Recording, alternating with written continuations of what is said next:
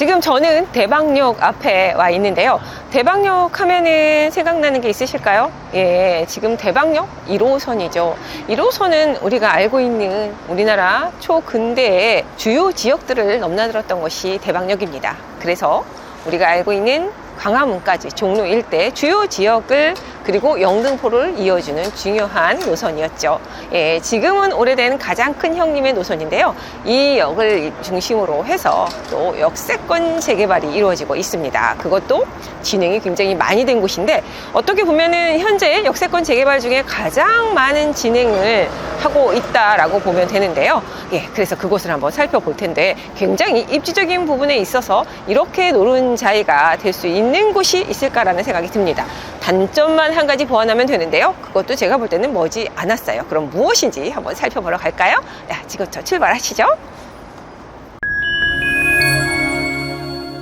지금 대방역 역세권으로 이루어지고 있는 사업은 200m 반경 안에 이루어지는 곳이기 때문에 역에서 5분을 넘지 않습니다. 3분 안에 모두 다 구역이 들어간다고 할 수 있는 초역세권. 그렇다고 하면 이렇게 초역세권은 1호선 하시면 생각나는 게 무엇일까요? 바로 1호선은 상층부로 지하가 아니라 지상으로 이동을 하는 교통수단인 것이 약간의 단점이지요. 네, 조금 소음이 있습니다. 옛 정취를 느낄 수 있는 곳이 바로 이 대방역인데요. 1호선만에 어떻게 보면은 좋은 추억을 가지고 계신 분들도 있을 테고요. 그리고 그 기찻길역, 오막살이 뭐 이런 식으로 그렇게 좋은 지역이라고 보지 않는 인식도 있을 거라고 보여져요. 하지만 이런 인식은 곧 앞으로 이곳들이 너무 노후화가 되고 활성화된 지역이 아니라 이곳은 굉장히 열악하다라는 걸 짐작할 수가 있겠죠. 예, 결론은 이곳은 재개발을 하기에 굉장히 적합한 조건을 가지고 있다라고 볼 수 있는 지역입니다. 그래서 지금 대방역 일대를 제가 살폈을 때는 대부분이 주택가로 이루어져 있고요. 그리고 단독들이 가장 많았던 곳입니다.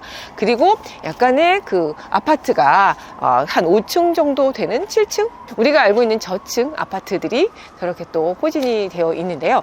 그래서 이런 지금 상황 속에서 우리가 갈 수 있는 것들을 구역을 한번 살펴볼 필요가 있는데 초입에 들어오면은 그 재개발 추진이 사무실이 굉장히 많은 곳입니다. 그래서 오래된 만큼 그리고 재개발에 대한 이슈가 이곳은 굉장히 오랫동안 얘기가 나왔던 곳이에요. 그러니까 2009년에 이것도 재개발에 대한 어떤 이슈로 해서 구역 지정도 되어 있었고 계속 추진을 했습니다만 사실 2013년, 15년이라는 그 시기에는 웬만한 재개발지들이 대부분 일몰제로 해산이 되는 그런 상황이었죠. 왜냐하면 재개발에 대한 부분을 다 좀 강화를 시키는 규정들을 강화시키면서 도시 재생 쪽으로 가고 재개발 부분들을 많이 막아놨다고 할 수가 있습니다. 그런 그도 일몰제의 또 시기가 다가왔던 부분도 사실은 더 크기도 하고요.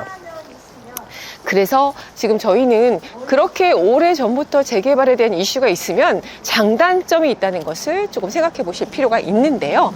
보시는 것처럼 이렇게 오래되고 열악합니다. 그런데 장점과 단점, 재개발 이슈가 있다는 것은 그만큼 여러 가지 물리적인 환경들은 굉장히 개발의 압박을 받는다라는 거예요. 그리고 개발의 당위성을 또 갖게 하고요. 그런데 단점은 그만큼 손이 많이 탄다는 또 단점이 있습니다. 보기만 해도 개발을 할 수 있는 곳이다 생각하면 외부에서의 어떤 그런 그 세력이라고 해야 되나요? 외부의 어떤 그 전기업체들이라든가 이런 곳에 손을 타게 되죠. 그래서 제일 먼저 사실은 들어오는 게 어떤 조합? 지주택이라고 많이 부르죠. 그래서 지주택들이라든가 아니면은 이제 개발 방식도 굉장히 여러 가지가 있습니다. 그래서 그 안에서 여러 가지 개발 방식들이 계속해서 여기는 이슈화가 됐던 곳이에요. 그냥 개발이라면 개발은 다 이곳에서 재개발뿐만 아니라 뭐 공공이니 뭐 이런 것부터 해서 다 얘기가 좀 나오고 있고요. 그리고 지역도 굉장히 좀 쪼개져 있었다고 보시면 돼요. 땅 따먹기처럼 삼국지? 제가 볼 땐 이곳에 오면은 삼국지 한참 국토를 이렇게 확장해 가던 삼국지의 어떤 그런 형국을 보는 듯 합니다. 지금도 굉장히 사실은 우리나라 상이 그렇게 우리나라의 땅이 그렇게 넓은 것도 아니면서 남북이 나뉘어져 있잖아요. 그것처럼 이 지금 대방역 인근은 굉장히 나뉘어져서 개발이 되어지고 있습니다. 특히나 630 조례에 의해서 면적 제한이라는 것이 큰 이슈가 되어서 지금 좌초가 된 곳들이 굉장히 많지 않습니까?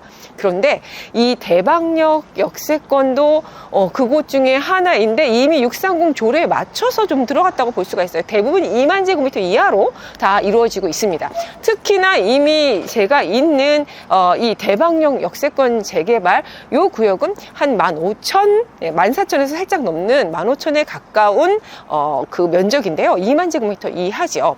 네, 그렇게 이루어져 있고, 그리고 이미 2009년에 자초가 되었지만 다시 이제 이곳을 재개발로 준비를 하면서 벌써 이곳은 관리계획 고시와 함께 그리고 구역 지정 위반을 위한 공고 공람이 8월 24일, 2023년 8월 24일에서 9월 25일 날까지 마친 것입니다. 그러니 굉장히 빠르다고 할 수 있는데요. 이렇게 구역 지정이 되고 나면은 바로 이제 발빠르게 우리가 추진이나 그다음에 조합 설립득이 올 수 있는 굉장히 빠른 구역이라는 거. 생각해 봐야 할 문제들은 여러 가지가 있습니다. 빠르게 진행이 되고 특히나 빠르게 진행된 중에 하나는 면적이 작기 때문에 조합원들이 사실 많지가 않아요. 한 350명 정도 되거든요. 그리고 역세권 재개발이라고 하면은 한 500% 용적률인데 당연히 우리 타당성 검토나 이런 것들에 대해서 조정을 받게 됩니다. 다 좀 낮아지는 경향이 있어요. 이것도 아니나 다를까 한 430% 정도면 생각보다 좀 많이 낮아진 것 같기는 한데, 예, 좀 낮아져서 지금 우리가 처음에 생각했었던 좀 더 면적을 크게 해서 가는 재개발 한 1200세대 정도 가까이 넘게 되는 그런 세대로 좀 크게 대단지를 좀 이루려고 했었습니다. 좀 더 확장을 해서 면적을.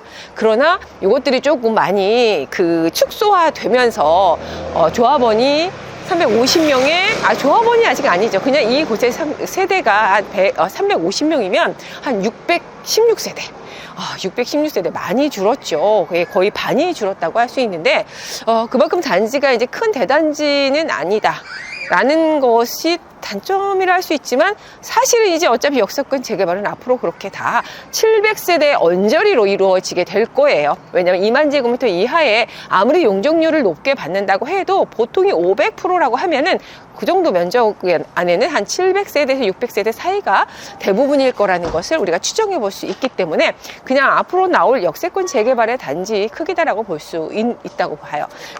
그리고 근데 제가 볼 때 이 취지를 뭐야 재개발을 왜 이렇게 강화해서 더 이렇게 까다롭게 하는 거야 하지만 또 이렇게 볼 수 있죠. 서울시는 지금 주택 공급이 부족하다라는 여러 가지 여론 때문에 현재 부족하죠. 그런 현실 속에서 주택 공급을 좀 더 빠르게 하기 위한 그런 또 그 장치다라고 보시면 돼요. 면적 제한을 둬서 축소를 했다라고 하는 것은 그리고 그 안에 들어가는 어떤 세대 수도 한 300명 정도여 명 전후로 된다고 하면은 그만큼 관리가 잘 되고 추진하는 데 있어서도 훨씬 신속하고 빠르게 갈 수 있기 때문에 더 빠르게 공급하고자 하는 취지가 들어있다라고 보시면 되기 때문에 더 현실화될 수 있는 좋은 어떻게 보면은 규제라고 할 수 있을 것 같습니다. 그래서 그거에 대한 수혜 지역이 바로 또 이 대방 역세권 재개발입니다. 그렇다면 대방 이 일대가 어떤 지형인지는 좀 아십니까? 입지적으로는 저는 굉장히 기가 막히게 좋은 곳이라고 생각을 해요. 왜냐하면은 전체 우리가 알고 있는 앞으로의 주요 업무지들과 그리고 중심축이 될 곳에 장쪽 어깨를 나란히 위아래 다 하고 있다는 걸 아십니까? 네, 그냥 와서는 이곳이 굉장히 단절이 됐기 때문에 거기 말이야 차량 진입하기 너무 어려워. 그러다 보니 더 열악해. 맞습니다. 왜일까요? 가장 주요한 것은 사실은 한쪽은 여의도와의 새강으로 막혀 있고요. 한쪽은 바로 대방역이 1호선이다 보니 철도로 막혀 있습니다. 하지만 우리가 가장 큰 단점이 가장 큰 아킬레스건이라고 하는 것은요. 이것이 이제 지하로 들어가고 해소가 됐을 때는 가장 큰 장점이 된다는 것입니다. 네, 바로 여기에 키가 있는데요. 지금까지 서울역에서 용산역까지의 철도가 모두 지하로 들어가는 계획 잡혀 있는 거 아시죠? 그래서 신용산역은 상층부가 다 광장을 조성하기 위해서 준비를 하고 있습니다. 그렇다면은 이 철도는 거기서 끊기나요? 아니죠. 예, 원효대교와 마포대교 사이에 위치한 철도로 해서 바로 대방역으로 신용산에서 이어집니다. 그렇다면 이 철도는 신용산에서 대방역, 그리고 대방역에서 쭉 가장 주요 역인 영등포역까지 상층으로 지상철로 이루어져 있는데요. 이곳은 당연히 지금 다 지하로 들어갈 수밖에 없는 구조이고 그렇게 될 예정이기 때문에 이렇게 봤을 때는 단절시켰던 이 지상철도가 모두 지하로 들어가면서 외부와 확장성을 가졌을 때는 가장 큰 단점이 해소가 된다는 것은 엄청난 앞으로의 가치를 갖고 있습니다. 그 이유는 지금 여의도는 국제금융지구로서 계속해서 지금 용적률 상향부터 해서 어마어마한 발전은 그리고 앞으로의 개발을 기다리고 있습니다. 당연히 그 건너편 마주보고 있는 용산의 업무지구도 마찬가지고요. 그렇다면 위쪽으로 그렇게 이루어져 있는 개발지구와 그리고 아래로 남쪽으로는 이미 신길 뉴타운을 형성하고 있는 곳이 이곳인데요. 그리고 오른쪽으로 살짝 가면 앞으로 가장 크게 재개발이 이루어질 곳이 어디일까요? 아실 거예요. 노량진. 지금까지 너무 조용히 있었죠. 그 전에 흑성 뉴타운이 이미 다 개발을 한 80% 마친 상태인데 이제 노량진 차례입니다. 신길 뉴타운 이미 이루어졌고요. 이렇게 점점 모든 주변 곳들이 이렇게 새롭게 신도시로 태어나고 있다는 것은 그 속에 한 가운데 정점에 있는 곳이 바로 이 대방역 역세권 재개발지 라는 거예요. 그렇다고 하면 우리가 이 사업 내용 살짝 한 번만 더 살펴보겠습니다. 지금 대방역 역세권은 말씀드린 대로 한 14,000제곱미터 남짓하기 때문에 2만 제곱미터 이하로 이루어지고 있다는 거, 그리고 단계에 있어서도 굉장히 빠릅니다. 관리계획 고시 및 구역 지정 입안을 위해서 공고 공람이 이미 다 이루어졌다라는 점. 그뿐만 아니라 사업성에 있어서도 350명 정도의 조합원에 의해서 616세대 정도 들어오는 굉장히 빠르게 갈 수 있는 그런 또 개발이라는 점에서, 그리고 입지 또한 대방역 역세권에서 초초 역세권 200m 반경 안에 든다라는 거예요. 그리고 대방역이 1호선만 있는 것이 아니라 또 우리가 신안산선이 개통이 되었기 때문에 여의도와 사실은 단절이 되어 있었습니다. 색강역 때문에. 그렇지만 이렇게 여의도까지 또 바로 연결이 된다라는 것은 앞으로 신안산선이 그대로 있지 않는다는 건 아시죠? 쭉쭉쭉 해서 업무지와 중심축을 이어갈 것이기 때문에 교통의 어떤 개발 호재와 함께, 그리고 입지적으로 굉장히 부촌과 업무지역 그리고 노른자리를 다 지난다는 거. 지금 제 뒤로 보이는 곳이 바로 대방 역세권에서 바라보이는 색강과 함께 여의도입니다. 여의도의 뷰, 특히 밤에 어떤 마천루는 굉장히 아름다운 곳이고 가장 보석같이 빛나는 곳이 이곳일 텐데요. 그런 보석을 매일매일 볼 수 있는 곳이 이 지역입니다. 하지만 이곳의 가장 큰 장점은 이렇게 업무지와 초인접해 있다는 것과 여기서도 모든 구역이 200m 반경 안에 드는 굉장히 초역세권이라는 거, 그리고 주변이 바로 점점점 확장되는 중요한 도시로 그리고 지역으로 변모하고 있다는 것입니다. 아래로는 신길 뉴타운, 그리고 바로 옆은 앞으로 계속해서 개발이 이루어질 조합설립 인가와 함께 임박해 있는 노량진 뉴타운, 그 너머에는 이미 흑석 뉴타운이 있고요. 그리고 영등포 뉴타운, 이렇게 둘러싸인 한 가운데가 바로 대방 역세권 재개발이기 때문에 그 지역적인 부분에 있어서는 우월성을 또 자랑합니다. 그렇지만 한 가지 단점은 단절이 되어 있다는 것인데요. 이 단절된 것들이 앞으로는 가장 크게 단절이 됐다고 하면은 제가 볼 때에는 특히 대방역 쪽의 철도인데요. 이 철도가 지하로 들어가게 된다라는 또 이런 또 예정도 되어 있고요. 그리고 제 뒤로 보이는 곳은 이제 앞으로 덮개가 예정이 되어 있습니다. 그래서 바로 넘어가서 우리가 색강까지 또 도보가 가능하게 할 또 이런 계획들도 잡혀 있기 때문에 이 지역의 앞으로의 좀 기출을 이 지역에 대해서 좀 주목을 하셔야 되고요. 그리고 살짝 제가 말씀드리면 이 라인이 어떤 라인인가, 바로 옆으로 가면 흑석이고요. 노량진이고요. 노량진이 이번에 지금 개발이 들어갈 게 8구역이 아크로 리버 스카이가 들어가게 됩니다. 한강뷰가 됩니다. 그리고 그 옆으로 바로 동작구입니다. 동작구에 아크로 리버 하임, 한강뷰가 되는 아파트이고요. 그리고 그 옆으로 또 동쪽으로 이동하면 반포 아크로 리버 파크, 네, 이렇게 좀 아크로 라인, 한강뷰 라인에 이루어져 있는 부촌 라인이 바로 또 이 대방 역세권이기 때문에 우리가 또 주목해 보면 될 것 같습니다. 왜냐하면 우리가 어떤 경제적인 흐름이나 문화적인 흐름이 어떤 벨트와 라인을 타고 대부분 흐르는 경향이 있습니다. 특히 도시의 흐름은 그런데요.